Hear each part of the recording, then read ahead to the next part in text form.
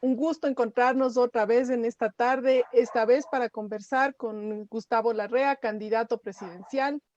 Hemos venido trabajando nosotros como Contrato Social por la Educación en la organización de esta serie de encuentros con los candidatos, porque queremos conversar de educación. Queremos saber qué piensan de educación, cómo la miran, qué conocen y qué propuestas tienen para ofrecer al país. Este es un momento complejo para el sistema educativo de nuestro país, en general, para todos los sistemas educativos del mundo, pero para nosotros es importante reflexionar temas complejos como presupuesto, como escuelas unidocentes, unidades educativas del milenio, ver cómo los candidatos nos van a plantear que podemos avanzar en este incierto camino que nos ha planteado la pandemia. Damos la bienvenida, pues, hoy esta tarde a Gustavo Larrea. Él tiene 64 años, un conocido político de nuestro país, ha sido dirigente estudiantil, conocido estratega político también. Fue diputado entre 1994 y 1996, subsecretario administrativo del Ministerio de Gobierno en 1996, fundador también del movimiento Alianza País, ministro de Gobierno en el 2007 en el gobierno de Rafael Correa, ministro de Seguridad Interna y Externa en el 2008, presidente del movimiento político Democracia Sí, y su binomio a la vicepresidencia es Alexandra Peralta. Bienvenido, Gustavo, un gusto tenerte con nosotros esta tarde, en la que nos acompañan también Luisa Miño, especialista en políticas educativas, y Alexis Oviedo. Buenas tardes con todos, bienvenido, Gustavo. Muchísimas Eh, gracias. para empezar, la dinámica del trabajo que vamos a realizar esta tarde es una presentación de tu perspectiva de cómo ves la situación, un breve diagnóstico de la educación en el país. A continuación tendremos las preguntas de nuestros interlocutores de la tarde y luego a continuación pues volveremos sobre las propuestas. Bienvenido, Gustavo, tienes la palabra. Muchísimas gracias, un gusto compartir estos momentos.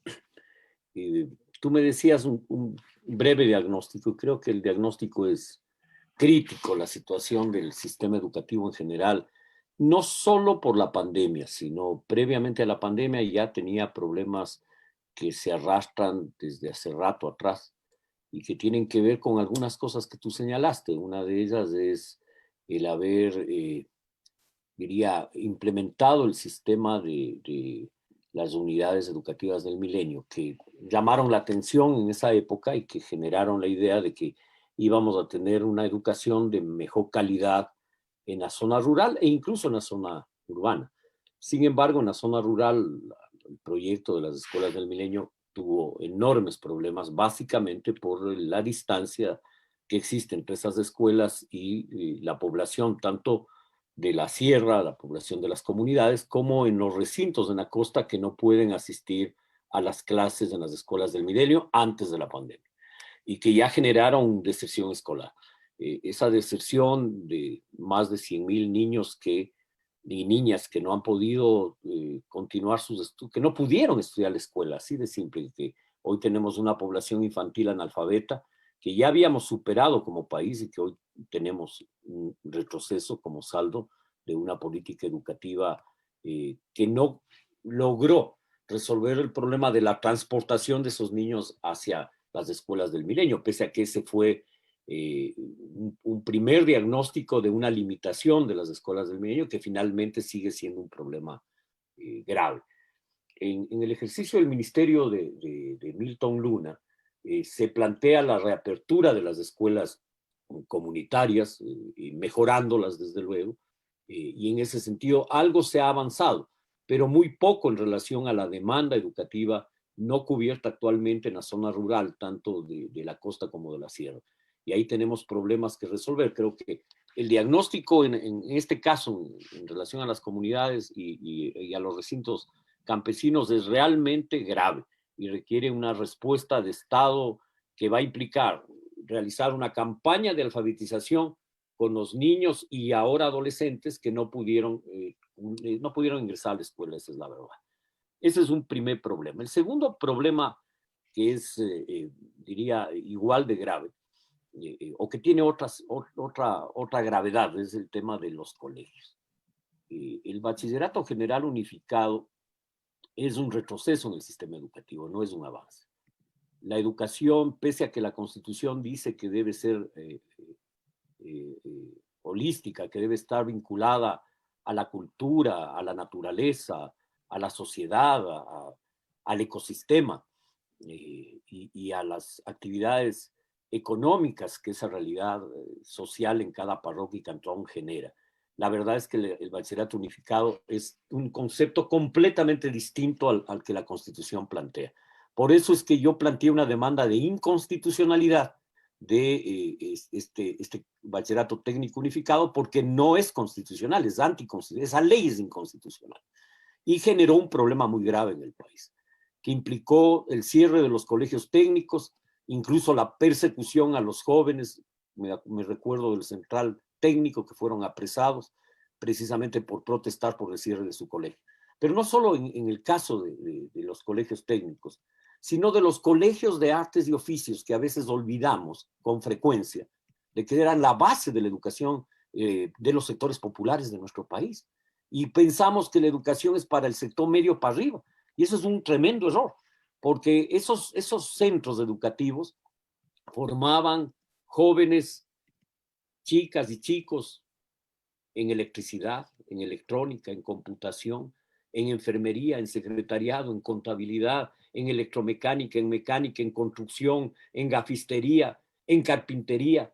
Formaban jóvenes a nivel rural en ganadería, especies menores, horticultura, fruticultura. Teníamos, no diría un bachillerato un bachillerato técnico a nivel nacional, no lo teníamos, pero sin duda que no tiene nada que ver con lo de ahora. Lo de ahora sí es un retroceso histórico, realmente. Pobre general Alfaro debe estar retorciéndose en la tumba frente a tanta barbaridad y tanto retroceso histórico de la nación. Cantones que tenían como base el sistema educativo para mejorar sus condiciones de vida, de las condiciones de vida de las familias del cantón, hoy esas posibilidades simplemente son una quimera. Y tenemos generaciones enteras de jóvenes frustrados, de familias frustradas, de jóvenes que no pueden ingresar a la universidad y que tampoco pueden ingresar a la vida laboral ni a impulsar un emprendimiento, y sus posibilidades se cierran. Las posibilidades de decir la juventud es el presente de la patria, no solo del futuro, es pura demagogia. Eso no existe en la realidad. La juventud no tiene esperanza en este país, y eso es parte de un problema educativo de fondo, y es un problema que arrastramos de la década del señor que gobernó este país, y también arrastramos los problemas de este gobierno incapaz de haber resuelto eso, reconociendo desde luego el periodo de Milton como un periodo en el que él tiene clarito lo que yo expreso, porque lo he compartido con Milton en varias conversaciones. Y creo que este es un problema, diría, que requiere una solución eficiente, una solución rápida, pero que el país no puede esperar más, la juventud no puede esperar más, porque a la juventud no solo que el sistema educativo no responde, sino que no responde la sociedad en su conjunto. Entonces, claro, tenemos en la juventud un problema social cada vez más grave. Y para referirme al bachillerato general unificado, que es como ya, lo dejo ahí, vamos a la universidad. Creo que un grupo de intelectuales ecuatorianos de ultraderecha, de derecha y de izquierda coinciden todos en lo mismo, en que la universidad debe ser solo para una élite. Yo estoy en contra de esa concepción, porque me parece un retroceso histórico también. Para quienes peleamos por el derecho a la educación universitaria en la década del 70 y logramos que la universidad, los sectores populares tengan acceso, también es un retroceso histórico el bachillerato general unificado, que este gobierno dice que ya lo eliminó, y efectivamente lo eliminó. Ya no se llama bachillerato general unificado, sino se llama, no bachillerato general, no es bachillerato, sino examen ser bachiller. Se eliminó el examen ser bachiller y ahora se llama examen de acceso a la educación superior, pero es exactamente lo mismo. Es cómo evitar que la juventud ingrese a las universidades con un examen que vale la pena volverlo a chequear a los que no lo han hecho, y veamos cómo está hecho para que los jóvenes no ingresen a la universidad. No tiene nada que ver con el currículum que se enseña en los colegios, el famoso examen ser bachiller. Y de esa manera se coarta la posibilidad de que la juventud acceda a la educación superior. Y lo que existió en la década, desde el año 2010, donde se implementa este sistema, finales del 2009, comienzos del 2010, es que proliferaron las universidades y el cupo en las universidades privadas creció de manera geométrica.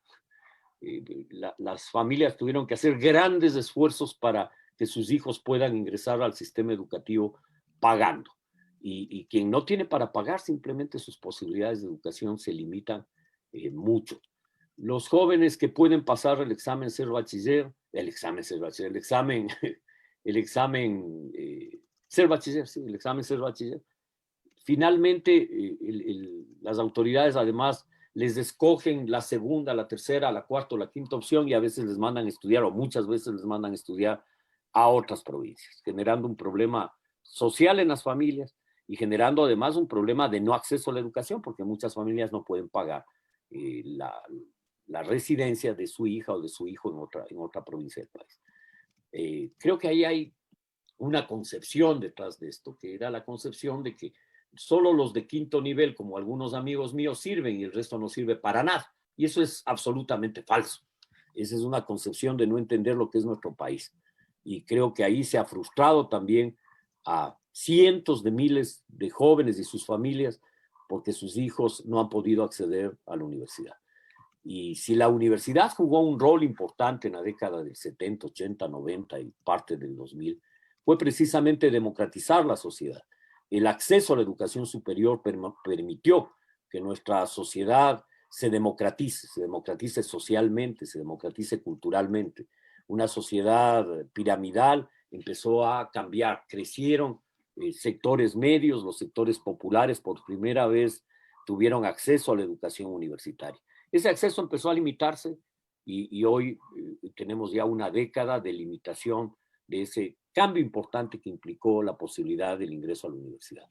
Y no creo que se trate de que ingrese a la universidad el joven, porque ahí hay problemas y hay que reconocerlos. Hay colegios que preparan muy bien a sus estudiantes y hay colegios muy deficientes y se requiere mejorar la calidad de la educación media y transitoriamente se deben tener cursos de nivelación en las universidades públicas para que la juventud ingrese a las universidades. Yo creo en la universidad pública, laica, gratuita y general. Creo en el derecho a la educación. Creo que lo otro es un retroceso histórico. Y en ese sentido, la educación debe estar adaptada a la realidad cultural, social, ambiental y productiva de cada cantón del país y de cada provincia. La universidad incluso debe cumplir un rol en la sociedad ecuatoriana, que es ser un tanque de pensamiento y ser un tanque no solo del pensamiento social, sino del pensamiento técnico, tecnológico, empresarial, en función de fortalecer y mejorar las condiciones de vida de nuestras familias, de nuestros pueblos, en cada una de las provincias. Soy partidario de abrir universidades en todas las provincias con extensiones en todos los cantones, pero universidades vinculadas a la realidad productiva de esa provincia, a sus posibilidades futuras de provincias que, y esto es, diría, constatar solamente la realidad brutal que vive el país. Una educación que no está vinculada a la diversidad cultural del país. Una educación, por lo tanto, que no tiene nada que ver con un Estado pluricultural, plurinacional. Una educación que no tiene nada que ver con la producción. Tenemos más de 100,000 unidades de producción bananera, ni un solo colegio técnico en banano, en café, en cacao, en flores, en horticultura, en ganadería, en especies menores, para hablar del campo, en pesca, para hablar del mar, 120,000 pescadores artesanales y ni un solo colegio técnico en pesca y ninguna universidad con facultades que respondan a la realidad del país. Se podría cerrar el sistema educativo y no pasaría absolutamente nada en el país, para que veamos lo inservible que es nuestro sistema educativo. Y tenemos igual a nivel urbano, pues las universidades no tienen, y los colegios no están vinculados a la realidad de nuestra sociedad. La educación va por un rumbo y la realidad social, cultural, económica va por otro. Y la educación no puede vivir de espaldas de esa realidad. La educación tiene que ser un instrumento de transformación de la sociedad. La educación moldea el futuro de una sociedad y no podemos moldear el futuro de un país si es que la educación no está vinculada a su realidad cultural, social, ambiental y productiva. Y ese salto hay que dar. Una educación para la democracia, entendida la democracia en su sentido más amplio, la democracia política, social, económica, cultural, la democracia en las calles, la democracia en el hogar, la democracia con su concepto más amplio. Formar... Gustavo, disculpa que te vaya interrumpiendo, pero como tenemos el tiempo justo apenas 1 hora, quería ver si podías ir cerrando la presentación te para preocupes, poder con esto avanzar. cierro. Entonces, una educación, decía yo, para la democracia, una educación para la expresión de nuestra riqueza y nuestra diversidad cultural, una educación multicultural, una educación de la diversidad, una educación ambiental, una educación de prevención en salud, una educación para mejorar los niveles de vida de nuestras familias, vinculada a la producción, vinculada a la vida. La educación no puede vivir alejada de ella. Les agradezco mucho y con esto concluyo. Muchísimas gracias. Gracias, Gustavo. Ahora tendrás tiempo para las propuestas, así que yo creo que tenemos todavía un buen tiempo. Antes de darle la palabra a Luisa y posteriormente a Alexis, me gustaría indicarles y agradecerles a todas las personas que están escuchándonos en distintas provincias del país, gracias a esta alianza que hemos logrado con Corape, con la red de radios universitarias, con Ñagüi Comunicación, BN Periodismo, la radio del pueblo Cayambi, la radio Ilumán y Radio La Calle. Les agradecemos a todos, a todas por su participación esta tarde y gracias también a esta red de jóvenes y comunicadores que nos están apoyando en una búsqueda de un voto informado, de un voto consciente para unos mejores días para todos nosotros. Luisa, por favor. Hola, buenas tardes. Yo tengo una primera pregunta en base a la realidad y a la última propuesta que nos ha dado el candidato.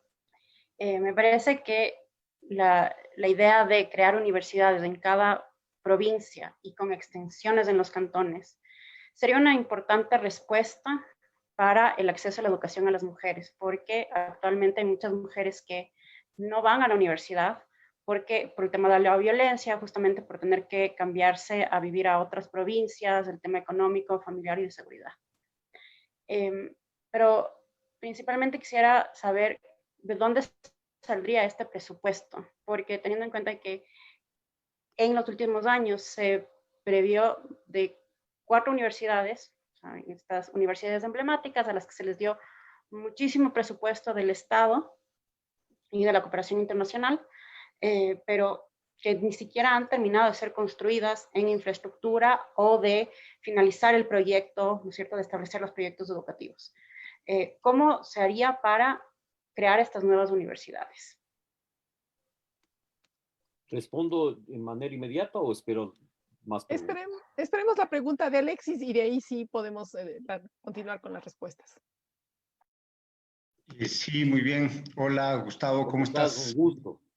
Un gusto de conversar en esta tarde. Bueno, tú mencionabas algunos temas que son nodales, que es el tema del currículo, un currículo que, digamos, es muy homogenizante, que no considera la diversidad cultural, no considera diversos procesos particulares de nuestra realidad.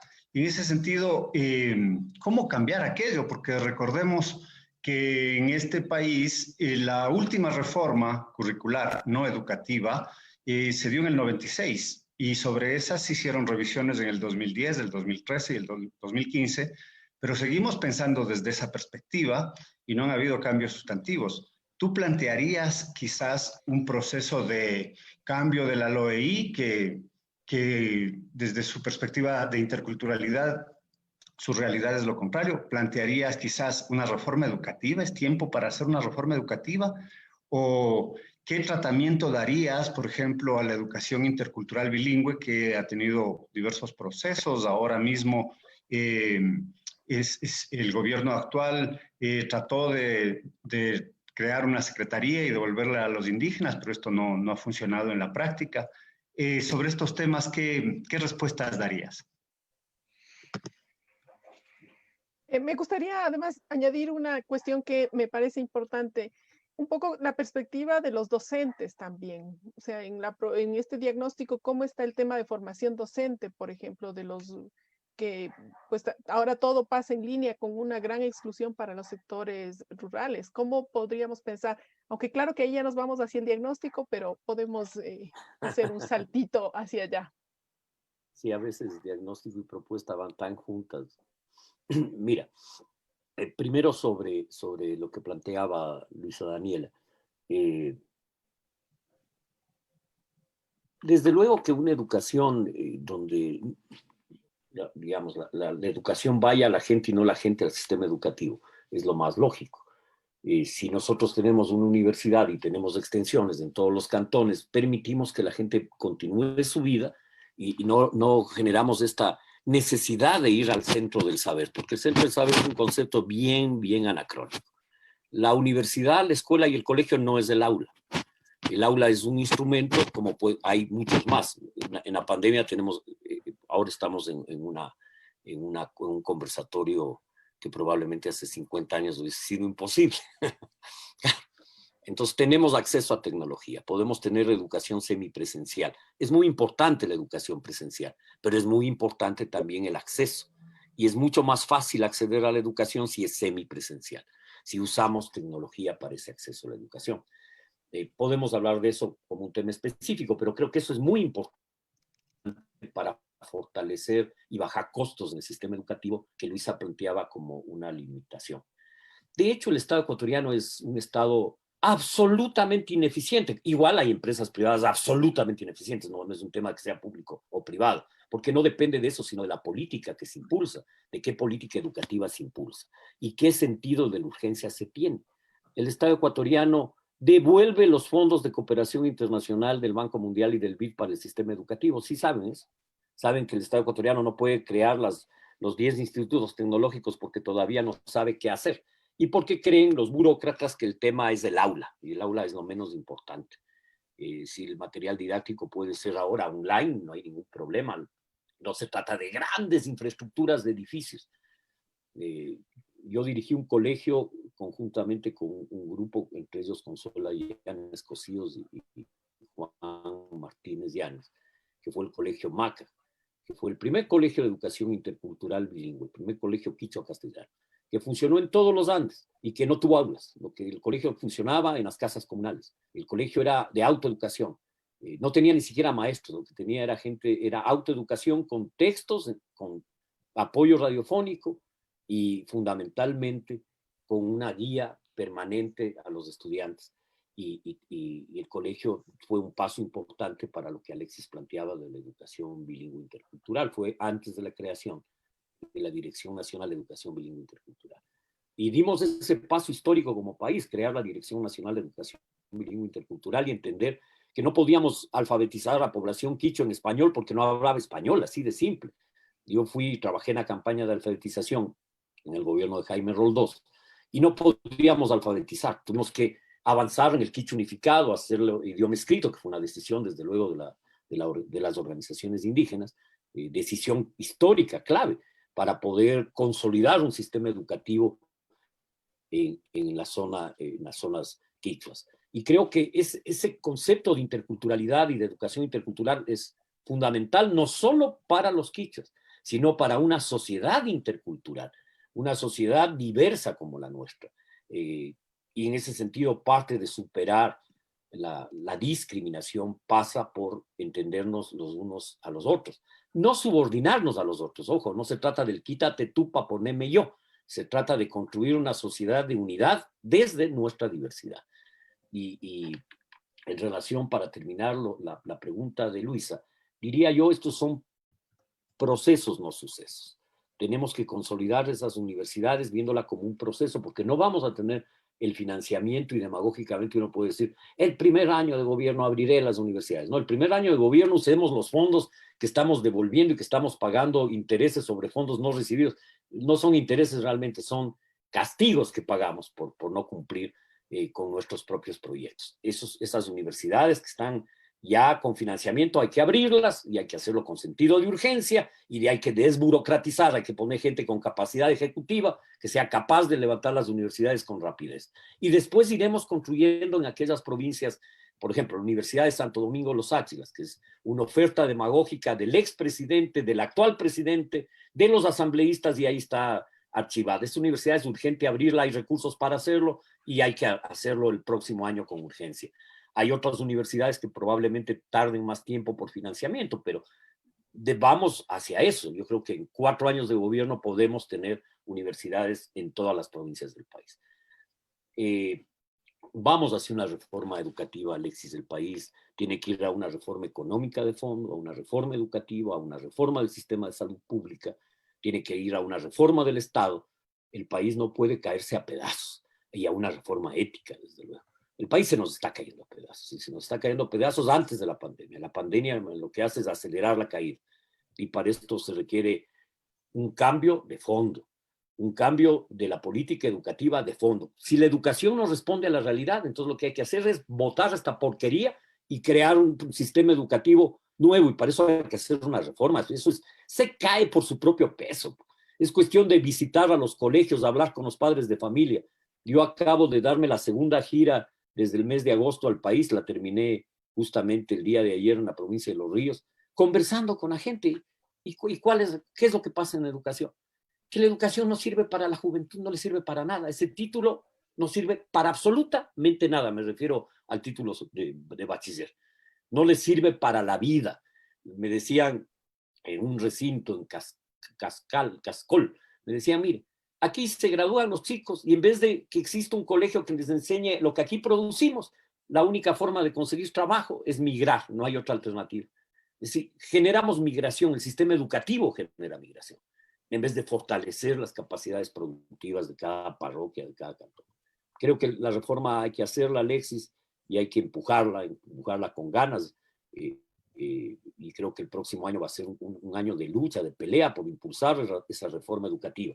El Parlamento vive de espaldas igualmente al país, con ningún sentido, porque no es responsabilidad solo del gobierno, sino de los parlamentarios, de todos, no hablo de un bloque u otro, incapaces de realizar propuestas en ningún área, ni en economía, ni en lo social, ni en lo educativo. Y me refiero a todos, Alexis, no me refiero solo a algunos.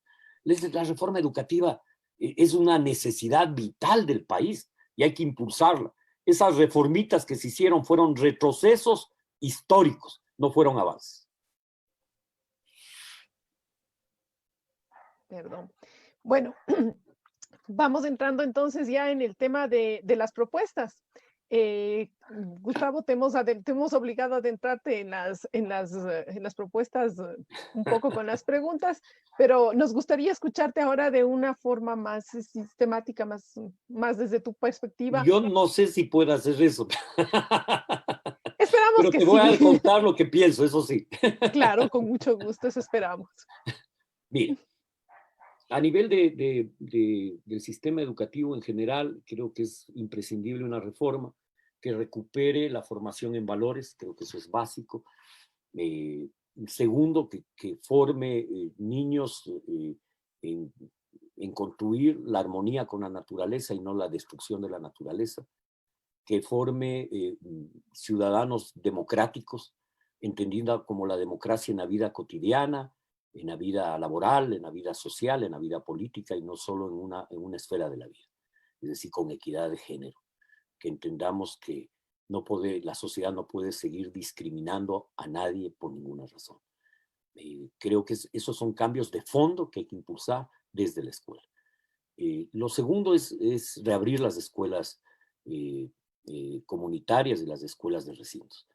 A nivel del bachillerato, una reforma educativa que aceleradamente no se necesita hacer una reforma realmente sobre el bachillerato técnico, sino aplicar la ley. Es decir, hacer el cambio en los hechos y la reforma curricular de manera urgente. Es decir, reabrir, mira que hay todavía el Colegio Central Técnico tiene arrumados los equipos botados, y los colegios agrícolas en el campo ecuatoriano tienen toda la tecnología botada en bodegas. Es increíble, ¿no? Lo que sucede en nuestro país. Hay que reabrir esas bodegas, habrá que hacer, desde luego, muchas de esa maquinaria estará ahí obsoleta y habrá que hacer inversión, pero hay que empezar a hacerlo como proceso y no suceso. Hay que ir hacia la educación técnica. Y creo que ese paso también es fundamental darlo. Y ahí no necesitamos una reforma realmente, porque como lo que te digo es que la ley es inconstitucional y en ese sentido hay que aplicar la Constitución que está sobre la ley. Te diría, ese sería un segundo aspecto fundamental. Igual, educación en valores humanos, educación para construir armonía con la naturaleza, interculturalidad en lo cultural, una educación para, en definitiva, mejorar las condiciones de vida de las familias. Creo que es en el paso hacia la universidad, la propuesta nuestra es crear una universidad por cada una de las provincias y extensiones universitarias en todos los cantones de la patria, una educación que esté vinculada a la realidad social, económica, cultural de cada provincia. Si tenemos provincias que son acuícolas, que son provincias marinas, que viven de la pesca, que son bananeras, necesitamos carreras vinculadas a la realidad. Eso es, ¿cómo no es así? Esa debería ser la pregunta. ¿Qué tan mal hemos hecho las cosas como país de que no sea así? Tiene que ser así, pues. No tiene sentido que la educación viva distanciada, como que la educación fuera una cosa de extraterrestres. Ya tenemos un extraterrestre fuera del país, algunos extraterrestres, creyendo que es un tema de conocimiento abstracto. Desde luego que se requiere el conocimiento abstracto y sistemático, pero se requiere también un conocimiento técnico y práctico. Y en este sentido es fundamental que la universidad sea un tanque de pensamiento no solo abstracto, sino concreto para transformar la realidad y hacerla mucho más llevable para todos. Transformar la realidad. Ese es el objetivo de la educación. El objetivo de la educación no es reproducir los errores del pasado, es construir un futuro de dignidad, de armonía, de superación de la discriminación, de superación de los conflictos sociales, de los conflictos ambientales, culturales, políticos. Y en este sentido, la educación es el mejor instrumento de transformación de una sociedad. Moldea el futuro. Por lo tanto, esas propuestas serán las propuestas centrales en materia educativa. Para esto crearé un consejo consultivo con gente que está en esa línea. Creo que el contrato social por la educación tiene mucho que aportar ahí, y desde luego que yo trabajaré con ustedes, trabajaré también desde luego con los gremios, que ahora son muchos en el sector educativo, y son muchos no solo por divisiones internas y por politiquería, son muchos también por la acción del Estado ecuatoriano, que ha sido por lo menos 10 años de estigmatizar al magisterio, de estigmatizar al maestro, y hay que fortalecer la carrera profesional del maestro. Capacitación permanente, desde luego, pero reconocimiento también. Aquí se aumentaron salarios a muchos sectores, al magisterio muy poco. El magisterio, le debe el país al magisterio respeto. Le debemos volver a tener confianza en el maestro. Reabrir los colegios normales. La educación es vocacional, es un absurdo contratar maestros de escuela por concurso en páginas de un diario. Es absurdo. Los maestros se forman por convicción, por vocación, y por lo tanto debemos ir hacia un magisterio vocacional. Y creo que ese es un paso importante. Y me voy a referir a un tema así muy breve del presupuesto del ministerio y del despilfarro de ese ministerio en gastar en textos escolares. La visión del siglo pasado era textos, y tenía sentido porque no había la tecnología actual. Yo creo que ahora no tiene sentido gastarse cerca de $40 millones anuales en imprimir libros o en comprar libros impresos a las editoriales para entregar a los niños en las escuelas y colegios, a los jóvenes. No tiene sentido eso. Los libros pueden estar cargados en tablets, y lo más lógico es que entreguemos a cada niño y a cada joven, cada niño en las escuelas, a los jóvenes en los colegios y universidades, tablets, para que puedan estudiar ahí ya cargadas con los textos de estudio, esas tablets, y que puedan tener un estudio más contemporáneo. Y creo que es indispensable que la gratuidad del Internet para nuestros niños, jóvenes y maestros. Gratuidad para ellos, no quiere decir que eso no tenga un costo, y ese costo debe ser asumido por el ministerio. Recortar costos en esos gastos que no tienen ya sentido, porque el futuro ya nos alcanzó hace rato, ya no tiene sentido tener los libros impresos que tienen un gran costo y que no se justifican en este momento. Creo que nuestros niños podrían tener mucho mejor material didáctico, nuestros jóvenes igual, muchos más libros cargados en sus tablets, y creo que eso es lo que hay que hacer. Ese cambio también es indispensable hacer. No va a ser fácil mejorar el salario de los maestros del 2021. Yo creo que es justo hacerlo, pero creo que sería demagógico decirlo, porque no tenemos aún fuentes de financiamiento para ello. Necesitamos frenar la caída del país, recuperar el empleo, fortalecer la recuperación económica, mejorar la recaudación tributaria para poder tener recursos. Y eso nos va a llevar un tiempo, pero sí creo que es importante un acuerdo con el magisterio para el mejoramiento de sus salarios hacia el futuro. Muchas gracias, Gabriela. Gracias, Gustavo, por las propuestas que ya están ahí planteadas. Nuevamente, Luisa, por favor, ahí te esperamos para las preguntas. Bien, a mí me gustaría empezar sabiendo más un poquito del modelo de gestión que piensan tener para el Ministerio de Educación. Entiendo que sabe la realidad económica, entonces no va a prometer algo demagógico a los docentes, pero tampoco me imagino que ofrecería las tablets, porque no se podrían conseguir tampoco en el 2021 ese reemplazo de los textos a nueva tecnología. Pero ¿qué ocurrirá con la forma en que se administra y funciona el Ministerio de Educación? Gracias, Daniela. Luisa, perdón, ya me confundí. Alexis, por favor. Tienes apagado el micrófono, Alexis.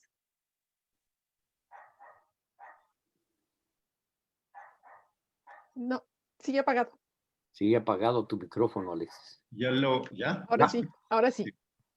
Ya, yo quería referirme a un aspecto que tú has tocado como propuestas, pero que también lo mencionaste en la primera parte. En la primera parte decías, en los exámenes de la universidad se toman cosas que no se enseñan en el colegio.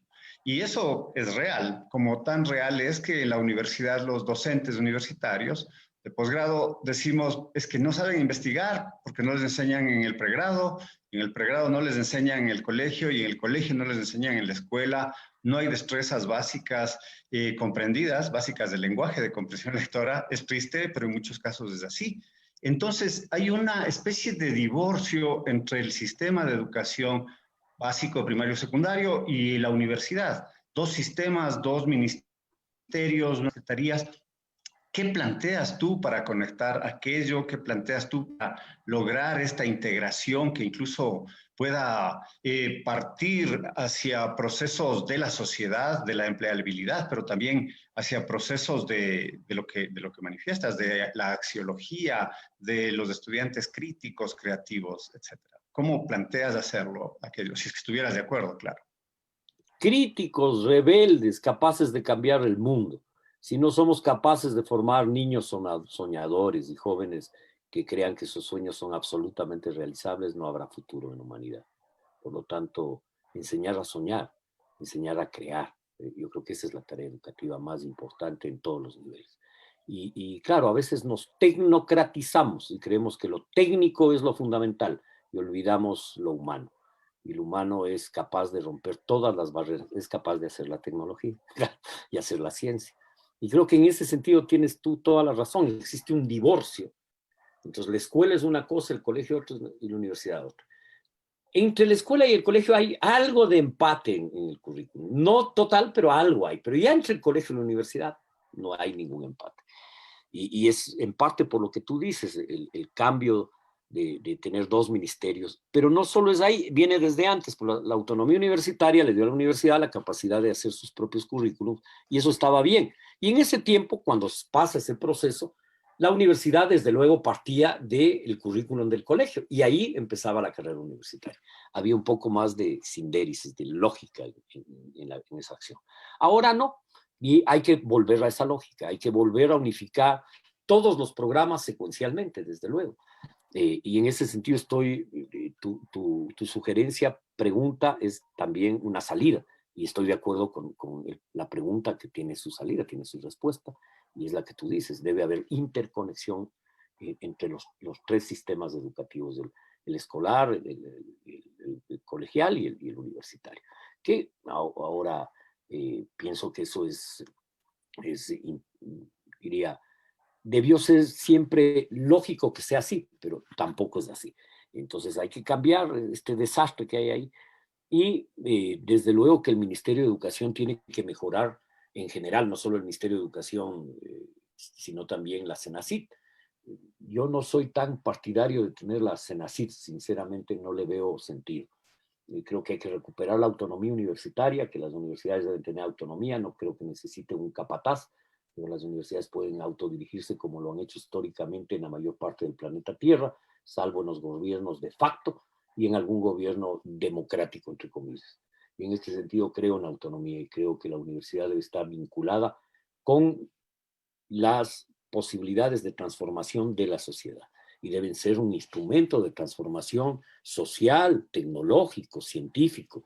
Ese es el rol de la universidad y ese rol se ha perdido. Se ha perdido porque se le ha subordinado a la universidad, se le ha evitado que piense, porque pensar es subversivo, porque pensar atenta, entonces no piensen, obedezcan al amo. Ese es el criterio que imperó en la educación universitaria. Por eso es que a veces da vergüenza ciertos rectores universitarios que están subordinados a una idea absurda. La universidad debe ser creación y creación fecunda.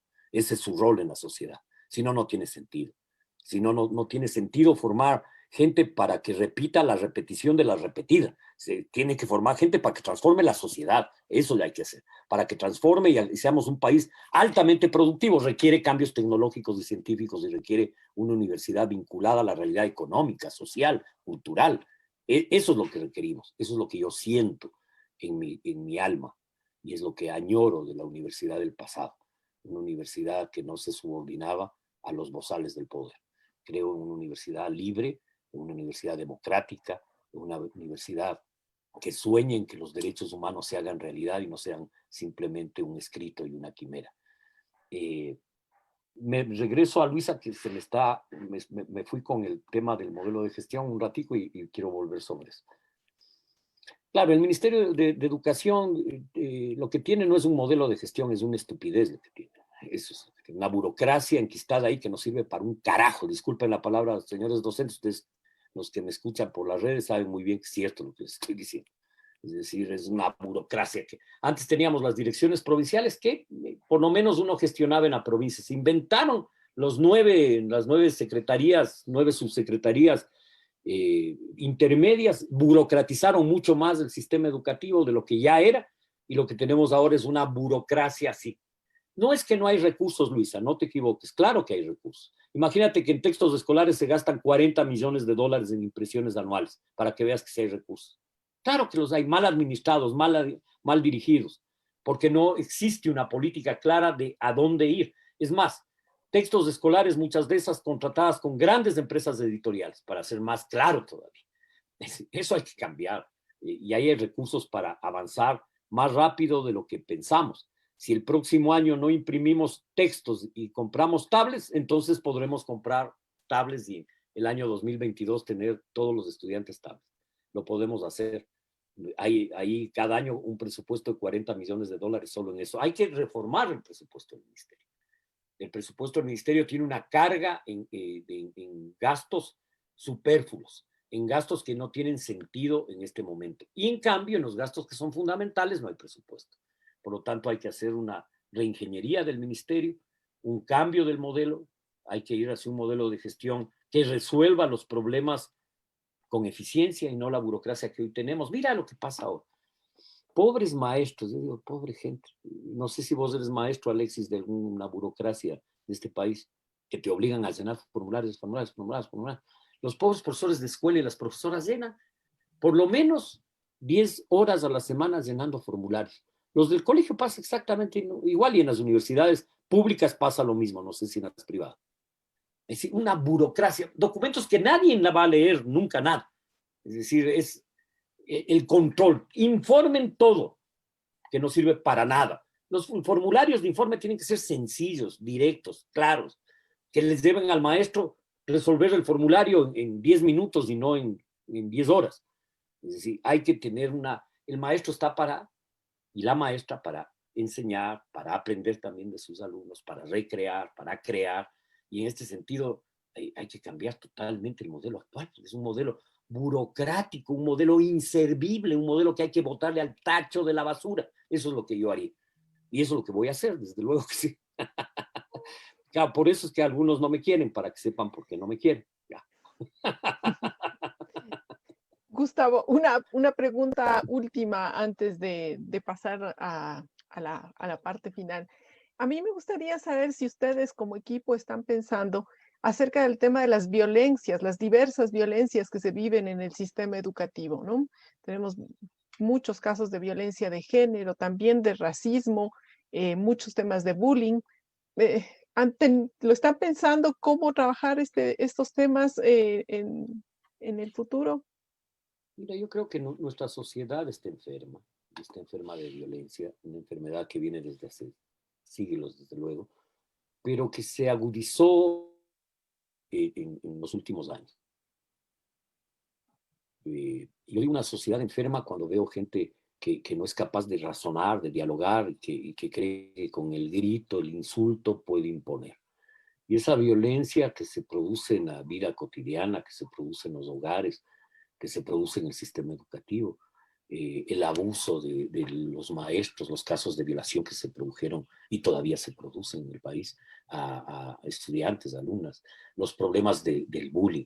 Una sociedad que cree que unos seres humanos son mejores que otros, unos porque son hombres y las otras mujeres. Entonces, en la sociedad patriarcal, el hombre es superior a la mujer. Y esa concepción que viene de siglos atrás.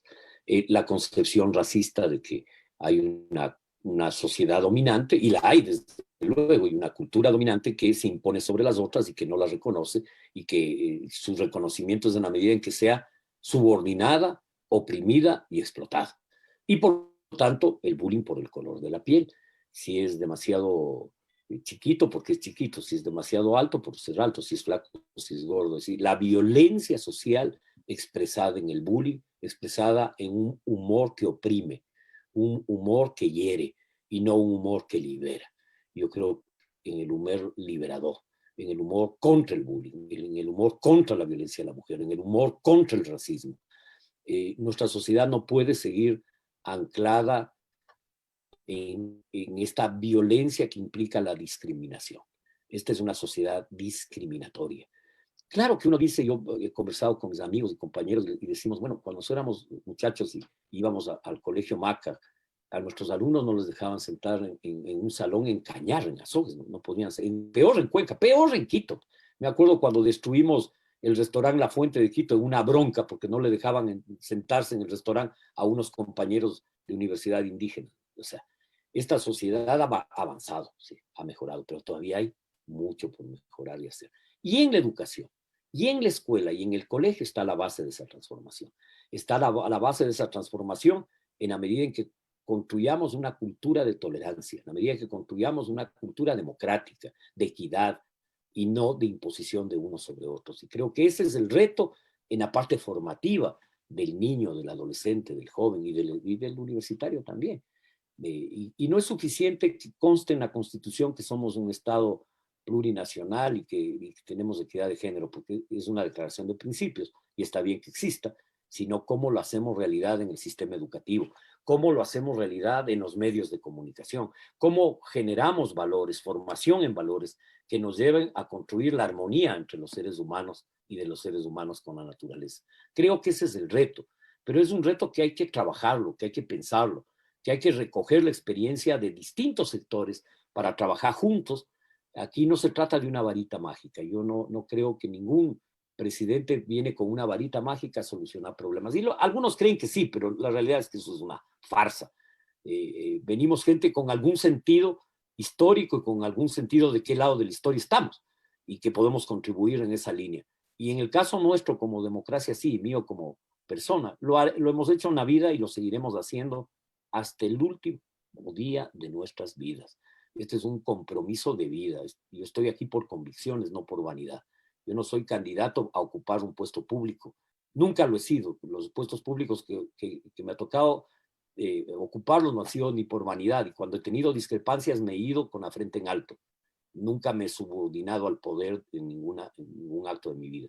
Y creo que esa actitud, diría, rebelde, es la actitud que hay que afincar en nuestros jóvenes. No la sumisión al poder. No la sumisión no solo al poder económico, al poder social, al poder cultural, al poder incluso de aquel que dice ser superior intelectualmente. Tampoco. A ningún tipo de subordinación. Y creo que la escuela, incluso ahí, en esos niños, en la preescolar, ahí hay que construir el futuro democrático del país y del planeta. Y creo que ese es el esfuerzo de la educación más importante de todos. Muchísimas gracias, Gustavo, por tu participación. Nos acercamos a los tiempos y tengo el papel de ser la mala del tiempo, pero antes de darte la palabra para un cierre, me gustaría agradecer muchísimo la presencia de ustedes, de Alexis, de Luisa, y también agradecer estos enlaces que hemos generado, este apoyo grande que estamos recibiendo de los compañeros y compañeras de Radio La Calle, de Radio Ilumán, de Radio del Pueblo Cayambi, de BN Periodismo, de Ñagüi Comunicación, de la red de radios universitarias y de Corape. Les agradecemos a ellos, a ellas que están ahí retransmitiendo, haciendo que este mensaje se multiplique por todo el país, en las áreas rurales, entre los jóvenes. Así que muchas gracias a todos por participar. Gustavo, ¿con qué nos quedamos de tu idea sobre la educación? ¿Cuál es el mensaje Gabriel, para los docentes, para los estudiantes? ¿Cómo cerramos? Gabriela, la educación moldea el futuro de una sociedad. ¿Qué es una política educativa? Una política educativa es hacia dónde quieres que moldee la sociedad del futuro. Y si quieres moldearla democrática, si quieres moldearla libertaria, justa, inclusiva, de pleno respeto a los derechos humanos, eso es lo que hay que sembrar e inculcar. Esa es la política educativa. Lo otro es tecnocracia y carpintería. No es lo central, es tener claro a dónde vamos. Queremos jóvenes creativos, jóvenes capaces de revolucionar el país y el mundo, formémoslos así. Muchísimas gracias. Muy buenas tardes. Gracias, Gustavo, por la participación. Gracias, Alexis. Gracias, Luisa. Nosotros, como Contrato Social por la Educación, agradecemos su presencia. Los esperamos para los siguientes encuentros. Esperamos que la mayor parte de candidatos puedan venir y compartir con nosotros, porque queremos un voto libre, informado, un voto responsable que nos permita cambiar realmente este país. Gracias a todas, a todos por su participación y su presencia. Ha sido un gusto para nosotros estar con ustedes. Hasta luego, hasta pronto.